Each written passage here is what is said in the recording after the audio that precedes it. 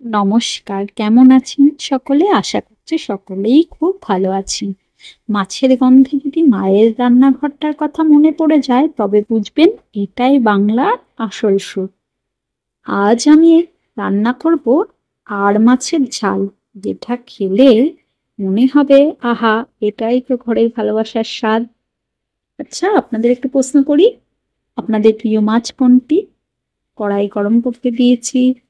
কড়াই তেলটা গরম হলে দেখতে পাচ্ছেন আড় মাছ নিয়েছি। আড় মাছগুলোকে লবণ হলুদ দিয়ে ভালো করে মিশিয়ে নেব। আর এর সঙ্গে দিয়ে দিচ্ছি, এটা একটা সিক্রেট জিনিস, এটা জানার জন্য পুরো ভিডিওটা দেখতে থাক, পরে বলছি এটা কি দিচ্ছি।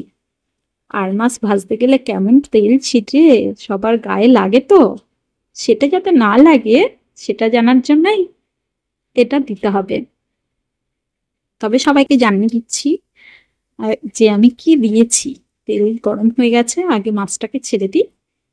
কড়াইয়ের মধ্যে একটু লবণ দিয়ে দিলাম যাতে তেলটা একদমই না ছেটে। এবার মাছটা ছেড়ে দিই, দিয়ে আমি বলছি যে আমি কি দিয়েছি মাছের গায়ে। এমন কি জিনিস দিয়েছি যেটা মাছ একদমই ছিটবে না গায়ে, গায়ের মধ্যে এক ফোঁটা তেল ছিটবে না। ঢাকা দিয়ে দিলাম। মাছটার মধ্যে আমি একটু 2 চামচ আটা মিশিয়েছি, শুকনো আটা। উপর থেকে ভালো করে র্যাপ করে মিশিয়ে আমি মাছটাকে তেলে দিয়ে দিয়েছি। দেখবেন এইভাবে মাছ ভেজে একটুও তেল ছিটকে গায়ে আসবে না।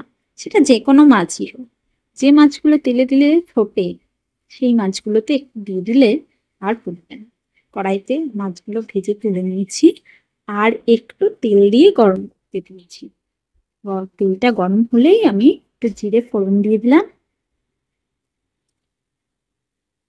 আপনাদের প্রিয় মাছের কথা কিন্তু জানাবেন কমেন্টে, তাহলে আমিও সেই মাছগুলো নিয়েই আবার ভিডিও করে আপনাদেরকে দেখাবো। গরম মশলা ফোড়ন দিয়েছি আর এখানে দিয়ে দিচ্ছি একটু পেঁয়াজ বাটা। পেঁয়াজ বাটা একটু ভাজা ভাজা হয়ে গেলেই এখানে আমি দিয়ে দেব আদা পেস্ট, আদা জিরের পেস্ট।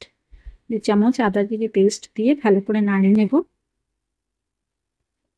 ভালো করে কষানো হয়ে গেলে এখানে আর একটু দিয়ে দিচ্ছি টমেটো পিউরি। আদা পেঁয়াজের রসুনের গন্ধটা যেন চলে যাওয়ার পরে টমেটোটা দিলে বেশ সুন্দর হয় রান্নাটা। সবকিছু একসঙ্গে দিয়ে দিলে একরকম হয়, আর আদা পেঁয়াজ রসুনের গন্ধটা চলে যাওয়ার পরে টমেটোটা দিলে সেটার টেস্ট আলাদা হয়। একবার এইভাবে বানিয়ে খেয়ে দেখবেন। মশলাটা কষানো হয়ে গেছে, আমি এখানে জল দিয়ে দিয়েছি। জলটা একটু ফুটে উঠবে, ঝোলটা একটু ফুটবে, কটা কাঁচা লঙ্কা ছেড়ে দিয়েছি।